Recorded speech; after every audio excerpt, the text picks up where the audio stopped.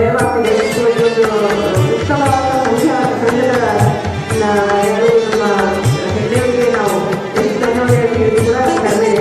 ಈ ಒಂದು ಸಂಘದ ಒಂದು ಧರ್ಮಸ್ಥಳ ಫ್ಯಾಮಿಲಿ ಬ್ಯಾಂಕ್ ಅಂತ ಹೇಳಿ ಆ ಬ್ಯಾಂಕಿನ ಜೊತೆ ನಮ್ಮ ಕಮಿಟಿಗಳು ಹೋಗಿದ್ದಾರೆ. ಅವರು ಕೂಡ ಈ ಒಂದು ಸಂಘದ ಮ್ಯಾನೇಜರಾಗಿ ವರ್ಕ್ ಮಾಡ್ತಾರೆ ನಮ್ಮ ಫ್ಯಾಮಿಲಿಗಳು ಕೂಡ.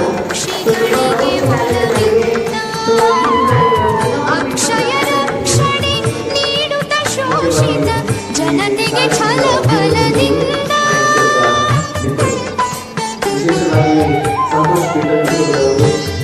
ಅಕ್ಷರ